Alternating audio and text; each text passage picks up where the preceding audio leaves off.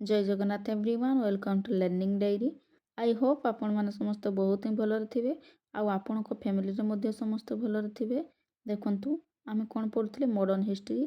पूर्व क्लास रे आमे बक्सा युद्ध संपर्क में पढ़िले, तार पूर्व कौन ना पलासी युद्ध संपर्क में पढ़िले, तापर आमे कौन पढ़िले माइसोर वार संपर्क में पढ़ी।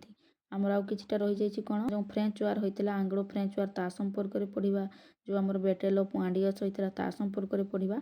तो धीरे धीरे आमे आगो को बढ़िबा। तेणु आपण मैंने वीडियो को जब स्किप करेंगे आरंभ सहित निश्चय देखिए। आपण जदि आम चैनल रे आज नुआ अच्छा नुआ वीडियो देखुंत आम प्रथम करी ताहले कौन करेंगे ना आमर चैनल को सब्सक्राइब करदे, ता सहित आमर पाखरे बेल आइकन को दबाई देवे। जहाँ भी क्लासेस आमर आसो तार सर्वप्रथम नोटिफिकेशन आपण मैंने पाइपर। ठीक अच्छे हो ताहले आंग्लो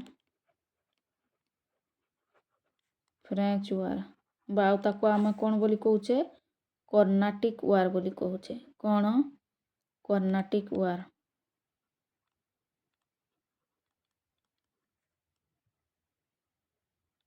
ठीक अच्छे ये आमर 1746 रु 48 मध्य होइथिला।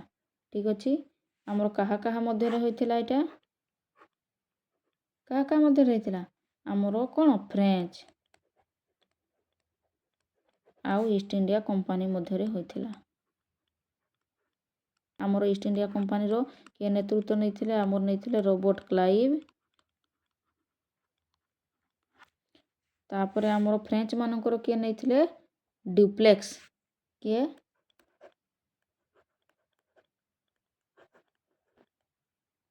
ड्यूप्लेक्स नहीं फ्रेंच मानकर।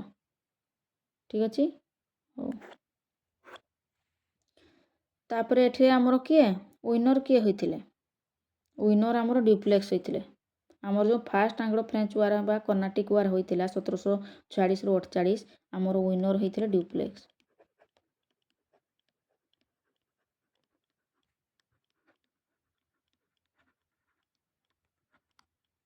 ठीक अच्छे आ फ्रेंच कैप्चर मैड्रास आ मैड्रास को कौन ना कैप्चर कर नहीं थिले।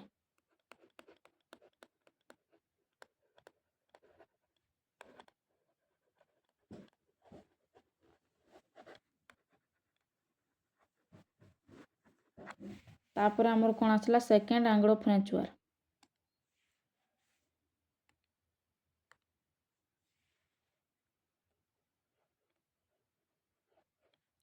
सेकेंड आंग्लो फ्रेंच वार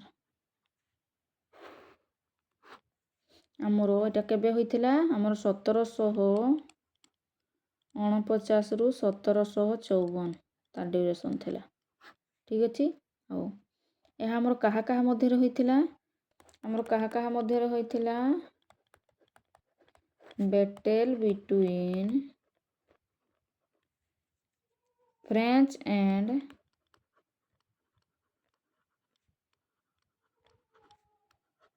ब्रिटिश ईस्ट इंडिया कंपनी मध्य होइथिला। फ्रेंच आउ ईस्ट इंडिया कंपनी मध्य होइथिला। आमर किए नेतृत्व किए नहीं थिले आमर फ्रेंच मानकर नेतृत्व नहीं थिले किए ड्यूप्लेक्स।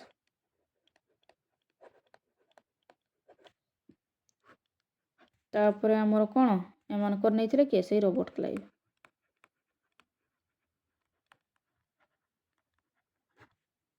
ठीक अच्छे रॉबर्ट क्लाइव नहीं थिले आ विनर किए होइथिले एठी विनर हो गले कौन रॉबर्ट क्लाइव। फास्ट रे किए ड्यूप्लेक्स होइथिले एठी बोल को आमर किए ईस्ट इंडिया कंपनी आमर रॉबर्ट क्लाइव विनर हेले।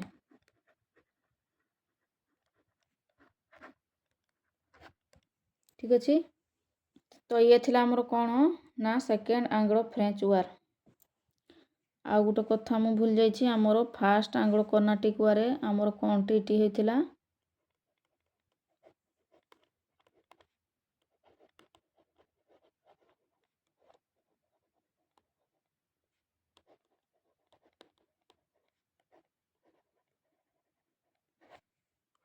कौन ट्रीटी होइथिला आमर ना ट्रीटी ऑफ एलेक्स चैपेल होइथिला। कौन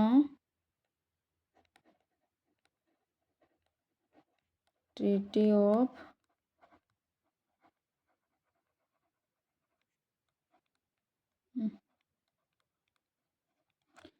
ऑफ आलेक्स चापेल होइथिला ठीक अछि। आउ सेकेंड बळे हमर कोन हला सेकेंड कर्नाटिक वार बा फ्रेंच वार रे हमर कोन हला 1749 रु 1754 जो हला हमर 1749 रु 1754 एटा 54 हबो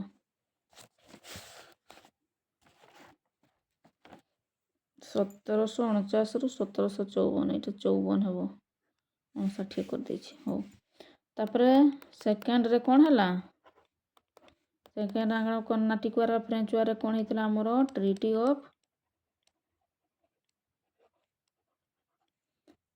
ऑफ पॉन्डिचेरी कोन ट्रीटी ऑफ पॉन्डिचेरी होइथिला ठीक अछि।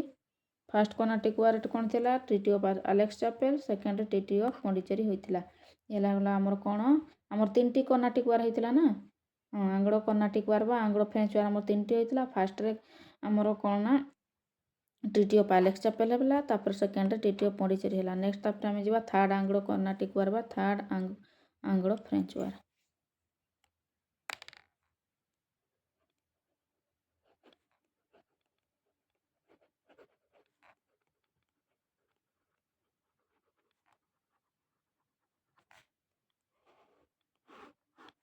हमर थर्ड आंग्ल फ्रेंच वार ड्यूरेशन केते थिला 1758 रु 1763 थिला 1758 रु 1763 थिला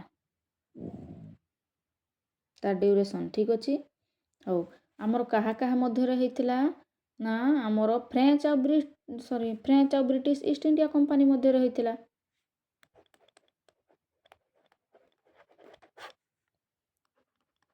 हमर के नेतृत्व नै थिले हमर कोन ईस्ट इंडिया कंपनी तरफ हमर के नै थिले रॉबर्ट क्लाइव हम तीनटा जाको जो वार हेतिला सबुथिरे कोन ना ईस्ट इंडिया कंपनी रो नेतृत्व हमर के नै थिले रॉबर्ट क्लाइव नै थिले ठीक अछि। हो आ हमर फ्रेंच रो के नै थिले काउंट डी लाली कोन काउंट डी लाली बा हमर तांको आ कोन कहा जाय लाली टोलेंडाल कोन कहा जाय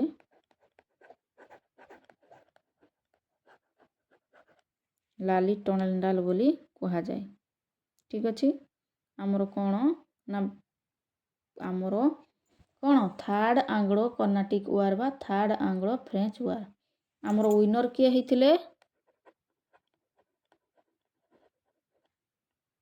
विनर हेतिले हमर के रॉबर्ट क्लाइव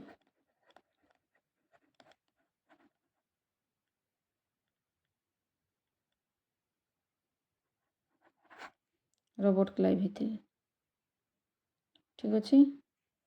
ओ एरा कोन हमर थर्ड कर्नाटिक वार 1763 रु सॉरी हमर 1756 एटा 56 भूल भाल सब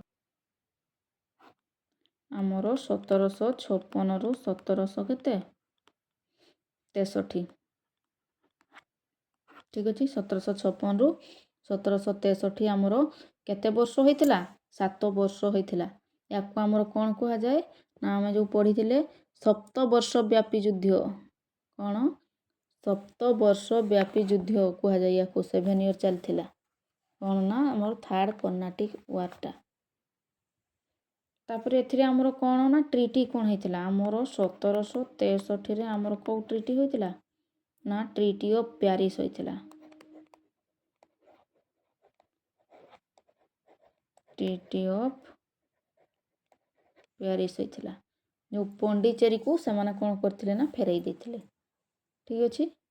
ओ हमर प्रथम कर्नाटिक वार केबे होइतिला प्रथम कर्नाटिक वार हमर 1746 रु 48 द्वितीयटा हला 1749 रु 54 तृतीयटा हला 1756 1763 हमर एता को कोन कहा जाय ना हमर सप्तवर्ष व्यापी युद्ध बोल जाको कहा जाय हला ए हला हमर कोन ना आंग्लो କର୍ଣ୍ଣାଟିକ ୱାର୍ ବା ଆଙ୍ଗ୍ଲୋ ଫ୍ରେଞ୍ଚ ୱାର୍। ଏହା ଆମର କ'ଣ ଥିଲା, ଆମର ଏଇ ତୃତୀୟ ଆଙ୍ଗ୍ଲୋ ଫ୍ରେଞ୍ଚ ୱାର୍ଟା କ'ଣ ଥିଲା ନା ଭାରତରେ ଇଂରେଜ ଆଉ ଫ୍ରେଞ୍ଚମାନଙ୍କ ମଧ୍ୟରେ ଆମର ଶେଷ ନିର୍ଣ୍ଣାୟକ ଯୁଦ୍ଧ ଥିଲା।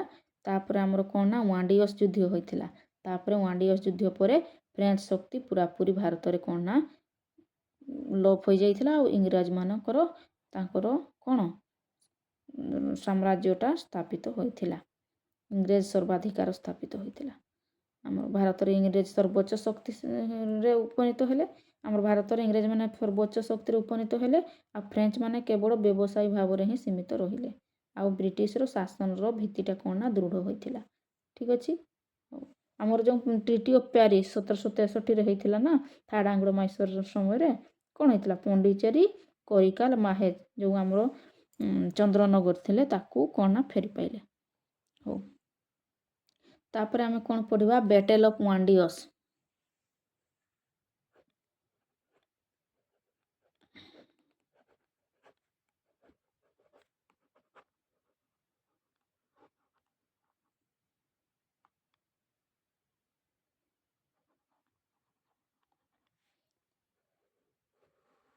Battle of Wandiwash. Battle of Wandiwash ଆମର କେବେ ହୋଇଥିଲା? ଇଏ ଆମର 1760 ଜାନୁଆରୀ 22ରେ ହୋଇଥିଲା।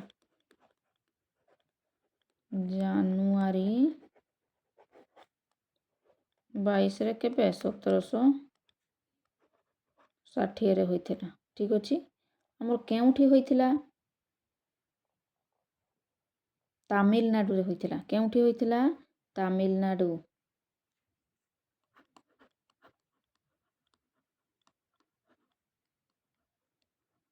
ବ୍ୟାଟେଲ ଅଫ୍ ୱାଣ୍ଡିୱାସ୍ଟା ଆମର ତାମିଲନାଡୁରେ ହୋଇଥିଲା। ଠିକ୍ ଅଛି। ଆମର ବର୍ତ୍ତମାନ ସେଟା କ'ଣ? ତାମିଲନାଡୁ। ଆମର କେଉଁମାନେ ଯୁଦ୍ଧ କରିଥିଲେ? ଯେଉଁ ଆମର ଥିଲେ ନା କୁଟେ ବୋଲି ଜଣେ, କୁଟ ବି କହିପାରିବା କି କୁଟେ, ଆୟରକୁଟ। ଆୟରକୁଟ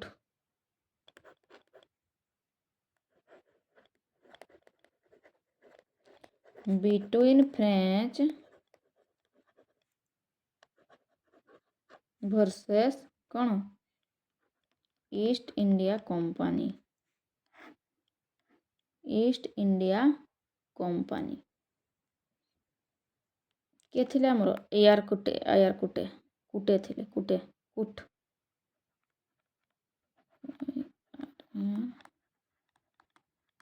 ଥିଲେ। ଠିକ୍ ଅଛି। ହଉ, ଆମର ନେତା କିଏ ଥିଲେ? କାଉଣ୍ଟ ଡି ଲାଲି ଆଗରୁ ପଢ଼ିଲେ। ଆମର ଏହା ହେବାର କାରଣଟା କ'ଣ ଥିଲା ନା ଭାରତରେ ଇଂରେଜ ଆଉ କ'ଣ ନା ଫ୍ରେଞ୍ଚମାନଙ୍କର ସର୍ବାଧିକ କ'ଣ ଶକ୍ତି ପାଇଁ ସଂଘର୍ଷ ଜାରି ରହିଥିଲା। ଆମର ୱିନର କିଏ ହୋଇଥିଲେ? ୱିନର ହୋଇଥିଲେ ଆମର ଇଷ୍ଟ ଇଣ୍ଡିଆ କମ୍ପାନୀ। ଠିକ୍ ଅଛି। କିଏ? ଇଷ୍ଟ ଇଣ୍ଡିଆ କମ୍ପାନୀ ଆମର କ'ଣ ନା ୱିନର ହୋଇଥିଲା। ତାପରେ କ'ଣ? In the year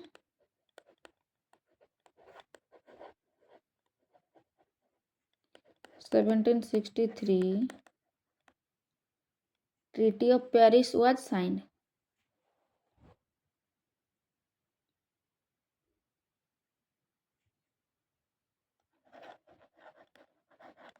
Treaty of Paris was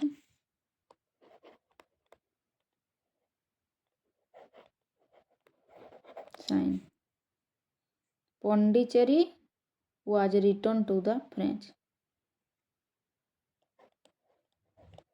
ପଢ଼ିଲେ ନା ଉପରେ?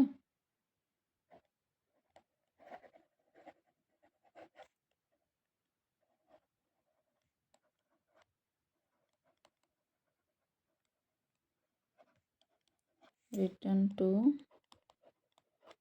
the French. ଠିକ୍ ଅଛି। ହଉ, ଆମର କ'ଣ ନା ୱାଣ୍ଡିୟସ୍ ଯୁଦ୍ଧ ହେଉଛି ଭାରତରେ ଇଂରେଜ ଆଉ ଫ୍ରେଞ୍ଚମାନଙ୍କ ମଧ୍ୟରେ ହୋଇଥିବା ଶେଷ ଯୁଦ୍ଧ। ଆମର 1760 ମସିହାରେ ୱାଣ୍ଡିୟସ୍ ଯୁଦ୍ଧ କ'ଣ ନା ଇଂରେଜ ଆଉ ଫ୍ରେଞ୍ଚ ମାନଙ୍କ ମଧ୍ୟରେ ହୋଇଥିଲା। ଆଉ ଏହି ଯୁଦ୍ଧରେ କ'ଣ ନା ଆମର ଆୟରକୁଟେ ନେତୃତ୍ୱ ନେଇଥିଲେ। ଇଂରେଜମାନେ ବିଜୟୀ ହୋଇଥିଲେ ଆଉ ଫ୍ରେଞ୍ଚ ଶକ୍ତିକୁ ପୁରାପୁରି ଆମର କ'ଣ ନା ଫ୍ରେଞ୍ଚ ଶକ୍ତିକୁ ସେମାନେ ସମାପ୍ତ କରିଦେଇଥିଲେ। ମୋଟାମୋଟି କହିବା ପାଇଁ ଗଲେ ଇଂରେଜମାନେ ବିଜୟୀ ହେଲେ ଆଉ ଭାରତରେ ଫ୍ରେଞ୍ଚ ଶକ୍ତିର ଶେଷ ହୋଇଗଲା। ଏ ଥିଲା ଆମର କ'ଣ ନା ବ୍ୟାଟେଲ୍ ଅଫ୍ ୱାଣ୍ଡିୟର୍ସ। ଠିକ୍ ଅଛି, ହଉ। ତ ପିଲାମାନେ ଆଶା କରୁଛି ଆଜିର କ୍ଲାସ୍ଟି ଆପଣମାନଙ୍କୁ ବହୁତ ହିଁ ହେଲ୍ପଫୁଲ୍ ରହିବ ଆଉ ଭଲ ଭାବରେ ବୁଝିପାରିଥିବେ। ଯଦି ବୁଝିପାରିଛନ୍ତି ତାହେଲେ ଲାଇକ୍ ସେୟାର କରିବେ, ତା ସହିତ କମେଣ୍ଟ ମଧ୍ୟ କରିବେ। ଯଦି ବୁଝି ନ ପାରିଛନ୍ତି ତାହେଲେ ମଧ୍ୟ କମେଣ୍ଟ କରିବେ, ଯାହାଫଳରେ କି ମୁଁ ନେକ୍ସଟ କ୍ଲାସ୍ରେ ବୁଝିବା ପାଇଁ ଚେଷ୍ଟା କରିବି। ଠିକ୍ ଅଛି, ତ ଆଜି ପାଇଁ ଏତିକି। ପୁଣି ଦେଖା ହେବ ଆମର ନେକ୍ସଟ କ୍ଲାସ୍ରେ। ରହୁଛି, ଧନ୍ୟବାଦ।